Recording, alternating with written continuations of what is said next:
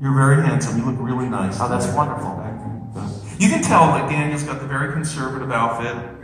Mine is more conservative, but we're color coordinated. Okay, moving along. Okay, moving along. So, yeah, let's introduce some videos. I don't know. Hello there. My name is Jonathan Mover, and for the past 40+ years, I've been a professional recording and touring drummer, having worked with many well-known artists, such as Alice Cooper, Aretha Franklin, Joe Satriani, and the most famous musical artist of all, the Sammy Award-winning guitarist, Alan Friedman of Friedman Cannonballs and Company. Aside from hitting things, I publish Drumhead magazine, and also am the CEO and owner of Champion Sight and Sound, a broadcast, film, sound, and event production company located in the heart of Southern California, Los Angeles. That being said, here's my question. Champion is often engaged to run sound for live music events all over California, and in doing so, we regularly hire outside engineers. Given the new California ABC test, do those engineers now need to be employees? Alan, thank you. You're welcome. Okay. The answer, more likely than not, I won't say definitive, is going to be they're going to have to become employees. And it may be because of this B test that we're talking about. The other tests, look to, like, if you hire an engineer, and that engineer is working for other live sound venues or companies, and they're bringing their own equipment, they issue their own invoice, they do the kinds of things that you would expect to see an independent contractor do, you would think that, well, that's okay, that's good enough. Daniel loves the example of the plumber, which I'll let him tell you in a second how, when you look at a plumber, they're truly an independent contractor. But here's where everybody's going to get hung up. It's on this B test. Yeah, and I just want to point out something here with this test. Remember, this is a California test. This happens to be a California owner asking the question as well, ironically. But the federal tests have not changed. So we're not standing up here saying we're concerned that you need to do something because the IRS has changed their guidelines. The guidelines from the IRS were last clarified 5 or 6 years ago. They went to a 3-factor test. Really hasn't changed. But this is where we're afraid it's going to get some traction and have some change. So here they are. Here's A. A is going to make sense because it's really in accordance with the federal law. How much can you control and direct what they do? Do you tell them when to teach, what to teach, when to where? Do you tell them they can't teach elsewhere? They can't provide their service elsewhere? That's controlling them. And that will, and you'll blow up even the federal rule at that. So the A test is really just a copy of the federal rule. Here we go, the B test. That the worker performs work that is outside the usual course of business for that hiring entity. If a plumber does work for a music store, do they have to be an employee? What's that? A plumber. If a plumber does work for a music store, do they have to be an employee? No. You know why? Why? Because they are out running their own business, presumably have their own business license, have their own truck. You call them, they tell you when they're going to come. You can tell them how to fix it, but they're probably going to fix it the way they want to. They leave, they hand you an invoice, and they go to the next job. Independent, nothing to do with your business. And I know this gets tricky because you can start talking about, well, what about a bookkeeper? What about, there's a lot of instances that we'll be around afterwards to help you answer questions to the best of our ability. But check out one that doesn't seem to be so murky. You are a music store. On the front of your business says, we offer sales and we offer music lessons. Is that the usual course of your business? So how do you treat those people that are teaching those lessons? In California, there's no question. You got to be an employee now. So this B test is the one. Here, I'll show you the C. The C is really no big deal either. The C just says that the worker is customarily engaged in an independent established trade. Sure, you could have somebody that teaches lessons for 6 different places and they're a public teacher doing that. So again, those are exceptions, but think about your global program. If you have a lot of teachers that just come and teach for you and nobody else, and they're not on their own trade, this could be an issue. What about repair techs? Some people hire salespeople. They'll hire ad hoc salespeople. I need somebody to go out and do a rental meeting, and they'll make them an independent contractor. We saw that blown up about 4 months ago in Texas. They didn't like that. So these are the way the states are getting more aggressive with this. And here was the end. This was the result. This was their concluding statement from the state of California Supreme Court. If the hiring company is unable to prove any one of these 3 parts of the test, the worker will be considered an employee for purposes of California wage order. So that's what they said. I can't remember who the test was with. It was with. So there's an issue with Uber. No, it wasn't. This one wasn't Uber. This wasn't Uber. Yeah, it was a corporation that they were. I can't remember which one it was. I can find that. Do you care? I always care. Okay, good. Here's why I care. What if you don't comply? Yeah, we're going to show them that in just a second. Okay. Remember that? No, I forgot, honestly. Okay. Because I was about to think about it. Here. I'm old. But listen, be nice to me. I'm always nice to you. So here, if you say I'm not in California, should I be concerned? So here's the reason why you should be concerned. Those 4 states up there already have the B test. Our home state of Connecticut already had the B test in place. They went around to all the music stores about 4 years ago and said, do you have the B test? Now you see the list of all the other states up there? You say, well, do these guys have the B test for worker classification? No, but there's another way that the state audits you. It's for unemployment insurance. Does everybody know what that is? That state audit where they say we want to check what you're paying people. These 26 states adhere to the B test for the classification of unemployment insurance. So if your state's up there, how far do you think you are from being on the other list? That's why we're concerned. And then let's put some dollars to it. So let's say we have a lesson. Alan always loves that I come up with the most creative music stores. Music lessons are us. Because Toys R Us went out of business, so I figured I could use it, I guess. 10 teachers, they teach 20 students a week. They're paid $15 a lesson, teach 40 weeks. Okay, I'm going to leave those facts up there so you can see it. So now let's just take a look. So as an independent contractor, you would pay that person $120,000, but you would also pay him $120,000 as an employee, presumably. If they were truly independent, you had no issue, you're going to pay that first column of $120,000. However, 3-5 years down the road, you get the knock, they want to audit, and they come in and say, I'm sorry, you don't adhere to the test in our state. Look at what it's going to cost you. You now have to pay all the federal FICA, you have to pay that, you have to pay the employer matching, Social Security, Medicare. You also have to pay federal and state unemployment. Then you have to pay the penalty for not doing it. Then you have to pay the failure to pay and file penalties as well. That $120,000 payroll just cost you $21,000 in taxes. Per year. Per year. Per audit year. That's an actual audit number right down the list. So there's other penalties too. Oh, well, yeah. Well, then you get into offering health insurance and all of those rules. That's right. So let me make matters worse. You think that this is only affecting you as the employer. What about your employee who filed a Schedule C and treated themselves as an independent contractor? Guess what? They're not an independent contractor anymore. They're now an employee. They're reclassified. And when you look at their federal income tax return, all those business deductions go away. So your teacher who took their income that they got paid from you and deducted mileage, supplies, instruments, travel costs, things like that. Okay, those would, under the old law, have gone under now unreimbursed employee business expenses, but guess what? We can't deduct unreimbursed employee business expenses under the new law. Oh, by the way, they made a SEP contribution, a retirement contribution, gone. Oh, by the way, the employer had 40 employees and 15 teachers that they treated as independent contractors wrongly. And now it just got reclassified to employees. Now they have 55 employees. What kicks in now? Obamacare and the mandate. They were now required to have health insurance for everybody. There's a lot of bad things that can happen. And for a typical, normal, however you define it, size music store, this could become a $100,000 to $150,000 problem. Very easily. We're going to show you in a minute what it would cost if you flipped everybody to employees. What's this really going to cost you? We're going to show you that. But just look at that. It's that exposure. We're going to get into this issue with sales tax. Remember what I said earlier. Your job as a business owner is to manage risk. So you have to ask yourself, and that's if your payroll is $120,000 of those teachers. If you're paying more like payroll of $600,000 of the teachers over the course of the year, well, times that by 5 at the bottom line. Now it's a $100,000 problem. Okay?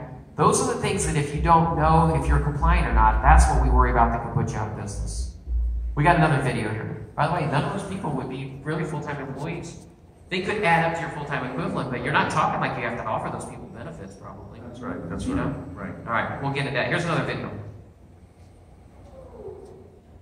I am Brian McCann, owner, president of Instrumental Music Corporation, an MI chain located in Southern California. Our music teachers rent space from us. Our guitar techs are treated as employees. We use outside firms to perform any other electronic repairs.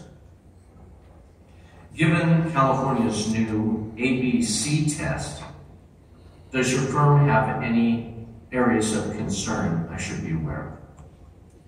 What I find funny about this is that's probably the most boring video you could ever imagine. He's very nicely dressed in a beautiful office, and he does really, really well. And the answer is, he's doing it all perfectly. That is the answer, okay? He is not controlling people's work. He's engaging other companies to do work that he maybe isn't advertising. So, there are some ways to avoid these issues and possibly still retain independent contractors. But Brian is actually doing it correctly. And we thought we'd just throw it up there just to show that boring can be very smart. That's right. Daniel? See me. I knew he was going there, I just could tell. But seriously, on this, what you notice from Brian is that when you talk about the 2 safe zones, let's talk about music teachers just for a second. Do a lot of people in here have music instruction as part of your store? A lot of you?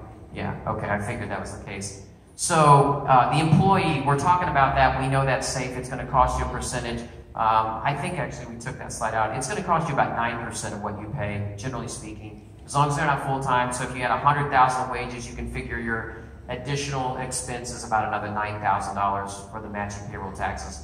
That area is safe. Brian said that his teachers rent a space, and I like to stand over here. Like if Alan's over there and he's an employee, and I'm over here and my teachers are just paying me for their space, then I really don't have a relationship with them. I'm their landlord. They're just a tenant.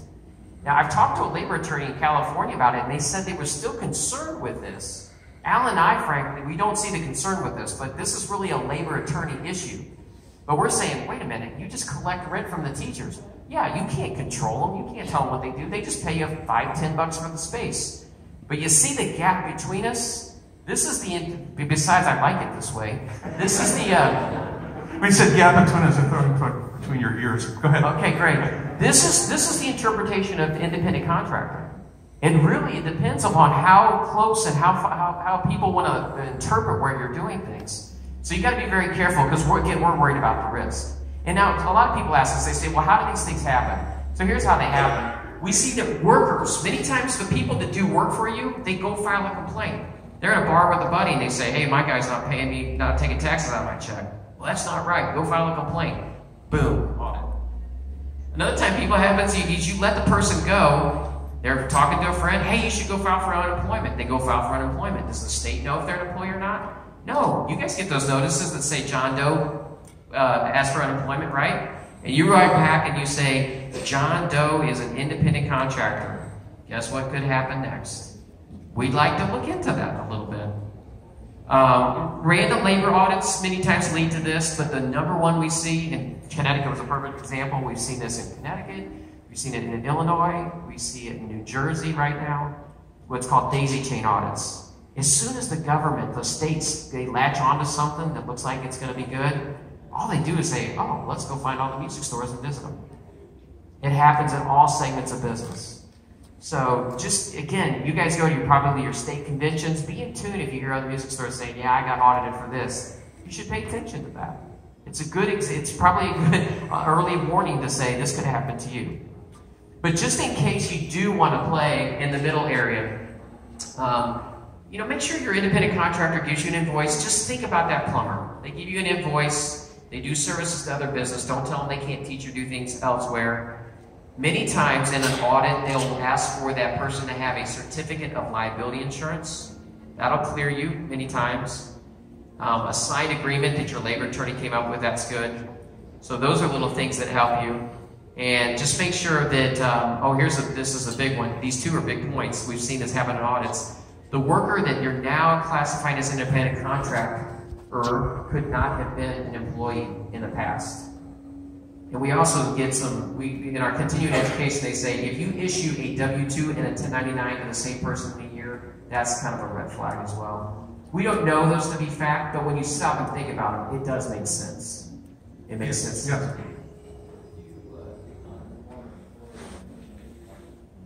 As a partner, no issue.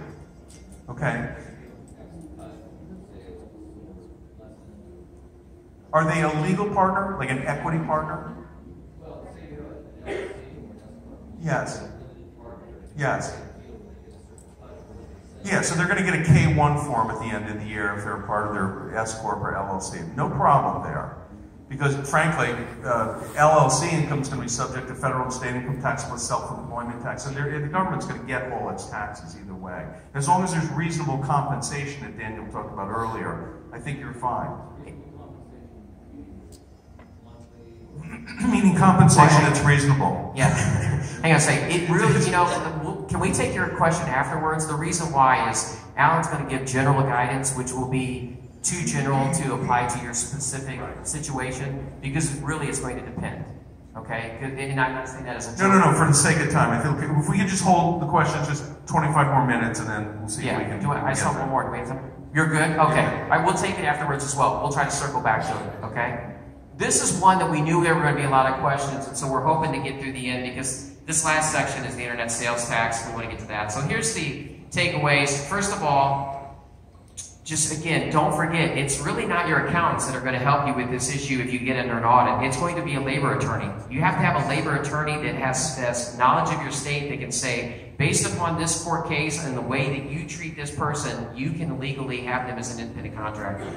So have a labor attorney review your agreements for sure in the situation.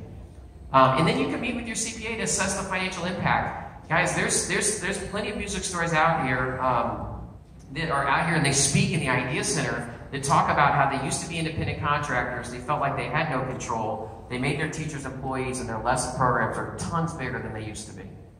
So really, it's a state of mind, and it's like, if you would have had them, think of this. If you would have had them as employees from the beginning, would you care about those payroll taxes now? Probably not. And that's what we're talking about. We're talking about the payroll taxes. So in most cases, I guess there's exceptions. It's about 9%. Yeah. You know what? To me, that's a small price to pay to sleep at night and to control these workers. Yeah. That's the upside of just treating everybody as employees. Sleep at night, control rates, teaching methods, you control everything about it. Okay, you ready? About a year ago, I didn't have any gray hair on my head. This all happened on June 22nd, 2018. We are dealing with a couple of clients, new clients of ours, that are truly, have come to us, good-sized clients, great clients, that are at risk of going out of business. And some really bad things happen. It's like one of those things when you say, be careful what you wish for. I was a big fan of what we call leveling the playing field between brick and mortar stores and internet sales and sales tax and internet. What a lot of people didn't understand was they think that internet sales were free of sales tax. That's not true. The retailer just wasn't required to collect the sales tax, but the end user was required to pay the sales tax, otherwise known as a use tax. But nobody ever did. It was never policed. So on June 22nd, 2018, the federal U.S. Supreme Court came out with a new ruling that busted a ruling that was 26 years old called the Quill Act. This new one is called the Wayfair Act, and they essentially have given the states the right to go collect sales tax in any manner they seem fit. I'm going to read you something that was posted, I just found it a week ago, on an Amazon sellers forum. Amazon will become the dirty word, by the way. And this is what this retailer wrote. In your opinion. In my opinion. Thank you, Daniel. You're welcome. Otherwise, I love Amazon. Okay, as a consumer.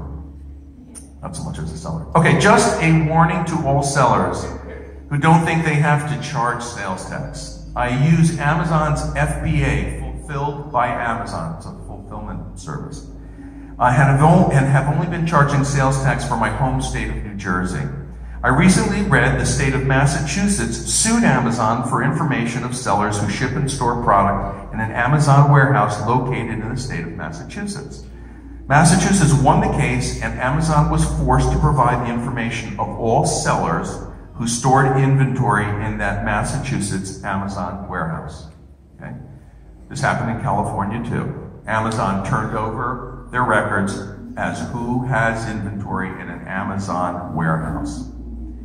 The state of Massachusetts is now going after all sellers who stored inventory in their state, claiming that not only do the sellers have to collect Massachusetts sales tax moving forward, get ready for this, but they now owe all back sales tax on all sales to Massachusetts residents since the date the product was first stored by that seller in the Massachusetts warehouse, which happens in this case to be October 2016, the date Amazon opened its Massachusetts warehouse. So if you just sent one product to the Massachusetts warehouse in October of 2016, you are now considered to have nexus in Massachusetts on that date and now owe sales tax on all Massachusetts transactions beginning in that date in October 2016. Well, I just received my letter in the mail from the state of Massachusetts about a month ago, and now I owe a pretty hefty chunk of money for back sales tax, and there's absolutely nothing I can do about it. Could I just simply ignore the letter? Yes, but the state of Massachusetts told me that they would just add additional fines and interest on top of what I would owe. They get a court order to force me to pay the back taxes, plus interest, plus penalties, plus fines, and collection fees. So I am now collecting sales tax in all states that I have a significant amount of sales in, so I never again run into this huge tax problem I now have with the state of Massachusetts. At a minimum, I would strongly suggest to all sellers that they look at their sales history for the past couple of years to determine what states they've done business in. I did that and decided in these particular states, I decided that if these particular states were to come after me like Massachusetts did, I would be in serious, irreparable harm and financial trouble. While collecting tax for all 50 states is just absurd, I am now collecting sales tax in 6 different states. I found that on an Amazon website, or an Amazon Forums website, after a client of ours, a new client of ours, contacted us about a problem with the exact same problem that is approaching $750,000. This is a huge issue, and let me just break it down as simply as I can. Forget the Wayfair Act that happened in June. There's been a law since 1992 that if you have a physical presence in a state, you have nexus, which is the obligation to collect sales tax. So, what defines physical presence? Most of you think if I have a store, if I'm in Connecticut, I'm a retailer in Connecticut, and I sell to someone in California, as long as I don't have a store in California, I don't have to collect California sales tax. That California resident should be paying a use tax, and that's technically correct. But if I happen to ship my product into California and it's being held in an Amazon warehouse, I have nexus. And I have the obligation to collect sales tax from that California resident. And I had an obligation to do it from the day I shipped into California, which in this other case happens to be 2012. This is horrible, because a lot of you may be using fulfillment services in other states. You may have driven a delivery truck into a neighboring state. That gives you nexus. Daniel's going to talk about that in a minute. There's all kinds of ways that you can get physical nexus. Now, under the new Wayfair Act, just by virtue of you do enough volume of business in a state, you don't have to have a store in a state, you don't have to have a product in a state, you don't have to drive in a state, but if you do enough business in that state, you'll have what's called economic nexus, and you will have to register and collect sales tax. You need to be aware of this, especially if you're doing online sales or driving in and servicing other school districts and things of that nature in other states. Because if you don't, and you get audited, and I spoke to the state of California, an auditor, very sweet lady, and she said to me, quote unquote, Alan, we talked for an hour, we were on a first name basis, she said, we are not trying to put your new client out of business, I promise you that. If they comply with the letter we sent them, and they sign up for what they call a managed audit program and come forth with when they started moving inventory in our state, and oh, by the way, she said, you know, if they just shipped a box of Kleenex into the state of California. We're trying to sell that. That gives them nexus. It has nothing to do with how big or little the inventory is. She said, but if they comply, there is a program where we can mitigate penalties, reduce some of the interest. But trust me when I tell you this, all the tax will be due. We'll work out payment arrangements, but we're going to collect tax. And this comes from a directive from the governor of California right to the head of the sales tax department. And it's politically motivated. She told me these things. So this is a huge thing. We're starting to see this. We're starting to have phone calls because people are getting letters. All yours, Daniel. Oh, that's good, Alan. Thank you. But you at least, they're going to like maybe what I say more than that. Remember what I said to start off, it's risk factors. You're trying to figure out what the risk is. So let's educate you on these terms, okay? Let's do that so you'll have some kind of idea.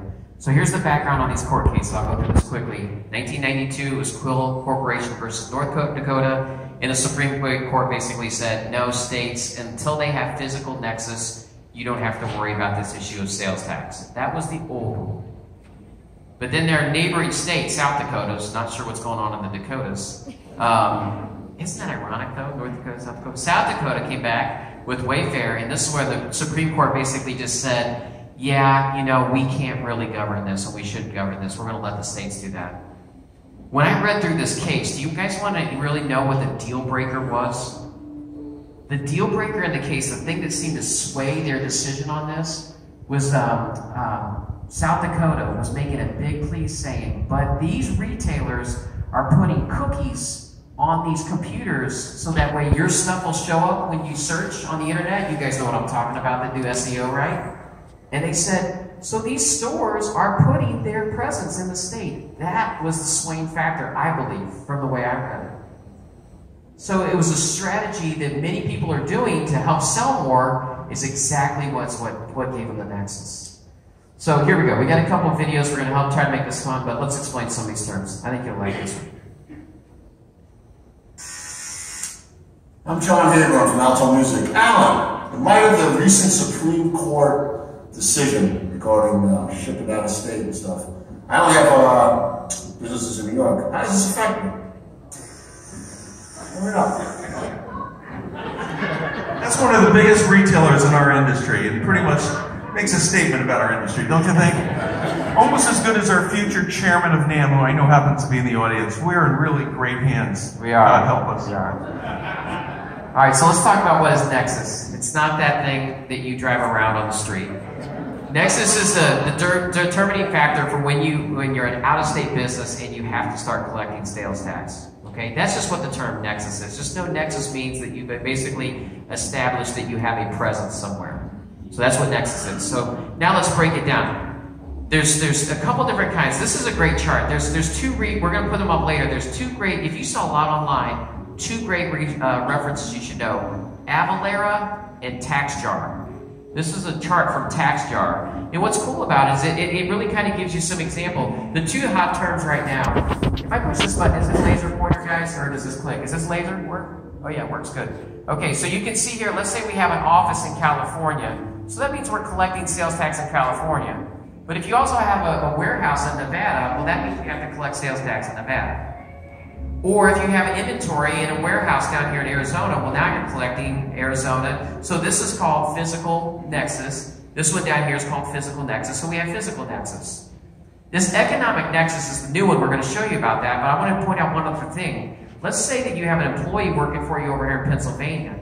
Technically, by the rules of having an employee in Pennsylvania, if your office is in California, you're collecting on Pennsylvania sales tax. There's factors. I'm going to go over those here in a second, but this is a good chart. Again, Avalara or TaxJar, if you're doing a lot of it. We'll put it up at the end. But here's physical nexus. You guys know what physical nexus is. Physical nexus is having the office, it's having the employees, having the inventory, having the soliciting sales, trade shows. So look at this screen and just make sure you don't try to rationalize the fact if you do go into another state or you send employees in there to say, no, I don't have nexus. Don't try to look for exceptions and say, but I don't have physical nexus because I don't have an office. That's not the way the rule reads. The rule reads, if you have any of these factors, you have physical nexus. Physical nexus comes first. That's what's been around for forever. If you have physical nexus, we don't need to talk about any of the other nexus terms. Physical nexus. You guys know this because it's the state you're in. So what's the new term? Here's the new term. Economic nexus. What's economic nexus? Very simply, it's when you're shipping stuff from your home state. So John said, I'm in New York, but I ship stuff elsewhere. Do I have any issue? Well, does he have an issue with physical nexus? No, he's in New York. But as soon as you ship into these other states, these states have come up and said, we're going to set a level of sales or receipts or transactions. I'm going to show you that chart in just a second. They said, once you cross this threshold, you have to start collecting and remitting sales tax. The example Alan gave earlier was an issue of physical nexus. Do you all understand that? That's why they can go back and look at these prior years. They had a box of Kleenexes. They really didn't have Kleenexes, but now as an example. Since 2012. But with economic nexus, this is a brand new rule. So you're sitting here today in January of 2019, and you can comply with this from day one if you so choose. Economic nexus. Okay? Just want to make sure you realize you're not in trouble for anything so far. This is not yet. Not yet. If you bury your head in the same yard. So here's the good news. If you're selling from your home state, a lot of these states have adopted a small business annual threshold. Okay? I'll let you stamp that real quick, and then let me get you to the real good one. Before I flip to another one, I want everybody to nod their head and acknowledge the fact that this chart can change any day. Everybody got that? Okay, I'm going to leave it up for a good long time. It changed, it didn't change. I thought it changed yesterday, but it didn't. It changed as recent as last week. Here's the chart. Updated January 17th. So let me explain this chart just for a second, because this is what you need to know. This is economic nexus. So in our example, John was in New York selling from there to all these, wherever he's selling to. How does he know when he has economic nexus? So here's the thresholds. Many of these states have said, here's the minimum that we're going to charge. So Oklahoma stands here alone that says, well, as soon as you ship $10,000 into our state, you have economic nexus. So that's the only one that's down that low right now. There's debate whether Pennsylvania and Washington are at that level, but the way I read the rules and the way I've read several other rulings on that, Pennsylvania and Washington are actually in the 100,000. Pennsylvania just changed the rule about a week ago. So let me explain this chart. Hang on one second. Let me explain the chart. So we have 10,000. Oklahoma's 10,000. Here's where everybody jumped in, and this is the small business exception, or the small business threshold I was talking about. What these 20, I think there's 26, 28 states. I don't know, Alan, you can count them if you're bored. By the way, there's 51 states up here. That's not an error. District of Columbia got into on this. But they said if you have 100,000 of sales, so that's easy for us to understand. When you sell 100,000 in a certain time periods, by the way, guys, the time periods vary by state. Some of them look at a calendar year. Some look at a rolling 12 year. There's all kinds of criteria there. And, or both. Isn't that nice and clear? Depends upon the state. If you have a certain number of transactions, most of them have said 200 transactions. So for instance, California, I believe, is a state that says, as soon as you shipped in $100,000 and 200 transactions. So check that out, that's 2 criteria. So you could sell 300,000, but it's only 220 transactions, which means it's 120 shipments into the state. You don't have economic nexus the way we read that rule. But a lot of them say 100,000 or 200 transactions. So Daniel, so if you are shipping, you have a lot of drummers as clients, and you ship in 250 transactions during the year of Vic Firth 5Bs, extremes. Does that give you nexus?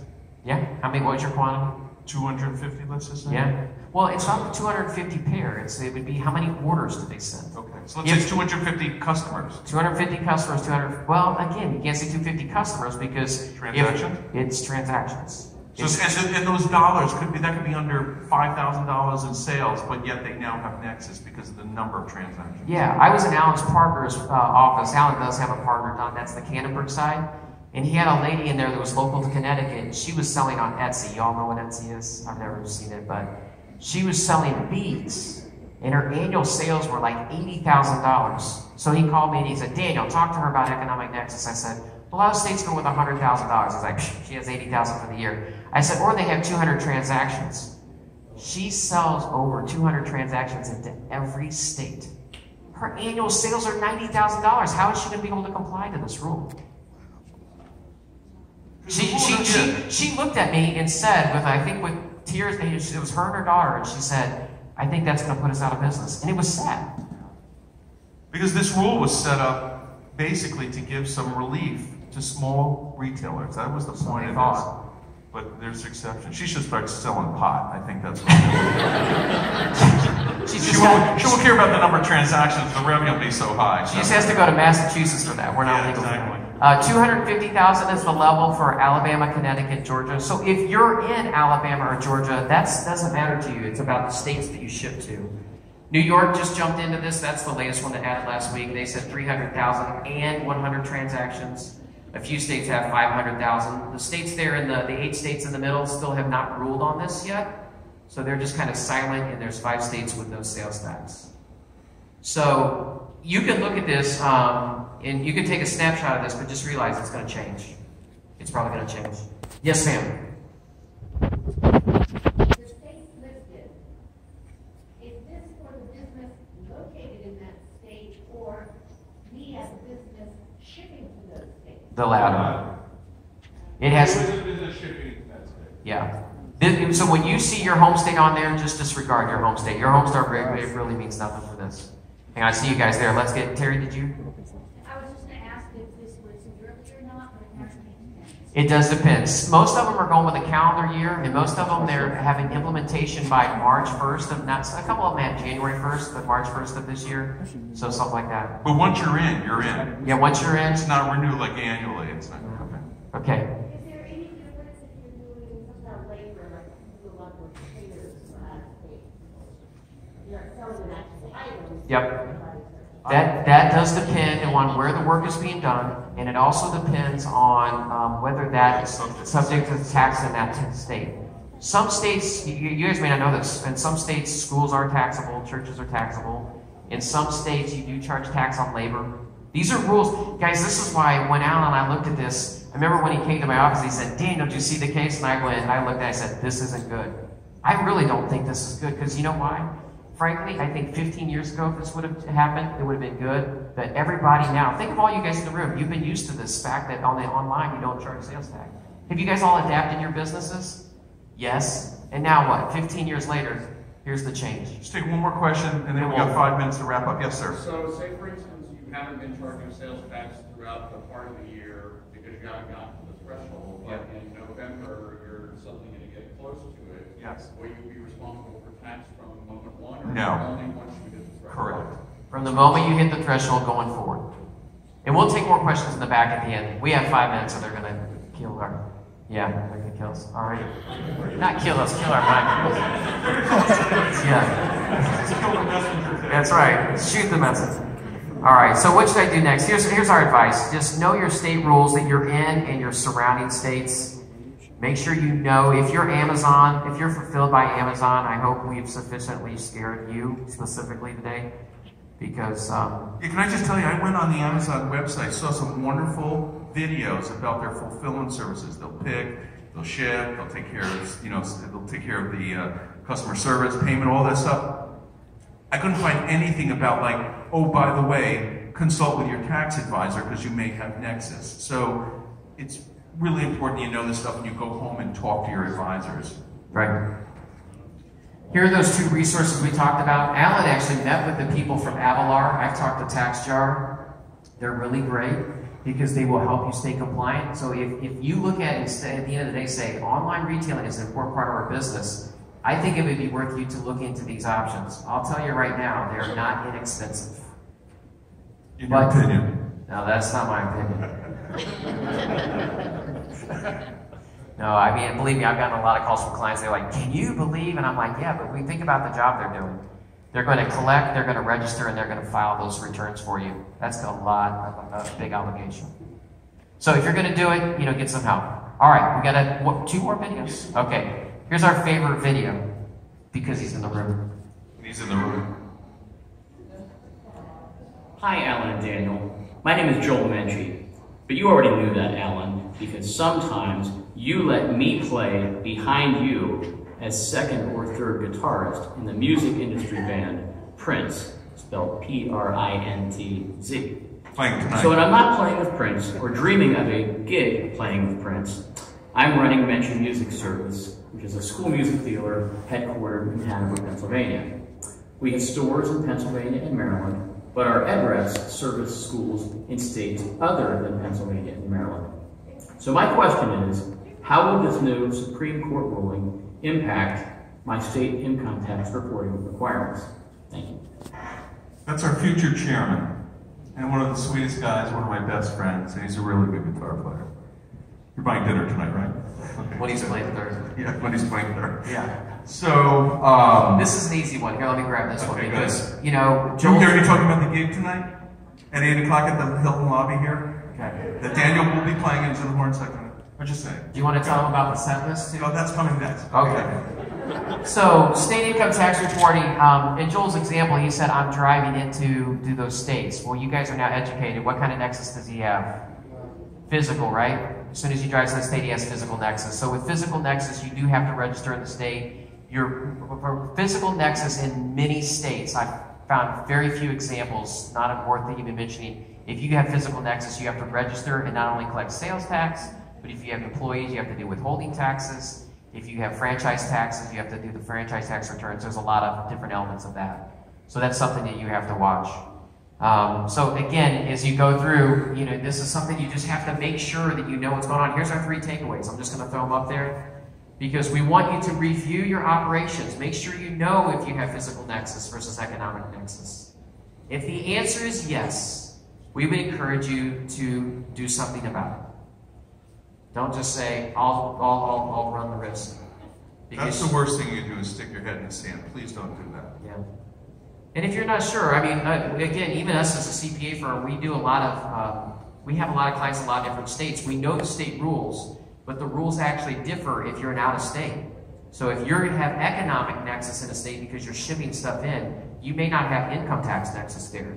Those rules are changed as well. I think a lot of these rules are going to continue to change. The states, they're going through the states now, they just turned over their legislation, so that stuff's happening. We're going to show you one more video, then we're going to be done. That was a lot of information. How you guys doing out there? Alan, you look like you look in your office. Sorry, did I miss anything? Yeah, you aged a year with the presentation. Sorry, I hope it was good. I'm assuming it was because we were in it. So, did you know that a lot of people come up and say, hey, how do I know if I have the right accountant, the right professional? I can actually give you 5 ways to tell that your accountant doesn't care about you anymore. Oh, I'm excited. Let's hear it. Okay, number 5. He says, expect a refund in 3 weeks and an audit in 5.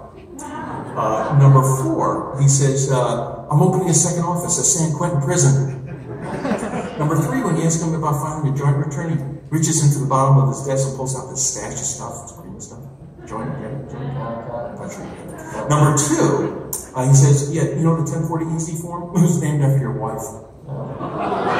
And the number one way you can tell your accountant doesn't care about you anymore, when you ask him about any of the stuff that we talked about today, he says, don't worry about it. Yeah, that's not good. That's not good. That's the worst of it. Yeah, that's the worst. Yeah. Why is it the worst? You know, the problem is that many people call us and that we have to tell them, we're not the police. We don't work for the IRS. We don't. We work for you guys, but it's our job to make you aware. It's the job of your local professionals to make you aware of these things. So we want to make you aware of them so that way you can go back and make informed decisions. Because the worst thing you can do, Alan, is bury your head in the sand. Absolutely. We can't guarantee you're not going to get audited. Those things happen, random. But we can help you through this information that we've given you today and your other professionals to survive an audit and be able to carry on and make lots of money, keep people employed, have a good life, and enjoy the wonderful world of music retailing, manufacturing, and music. Yeah, absolutely. We're going to be around in the back of the room. Next couple days? We're here for the next couple days? Yeah, but if you need more resources, you can check out our website, www.fkco.com.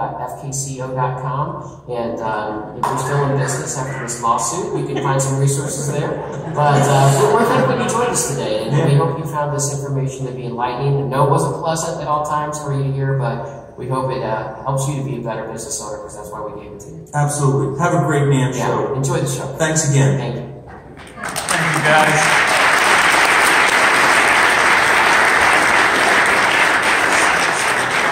Oh, Yeah, so I think we're going to hang out in the back, or maybe we need to clear. You need us in the hallway? Great, we're going to go out into the hallway.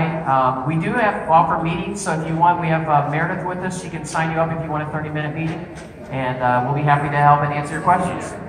Thanks for coming.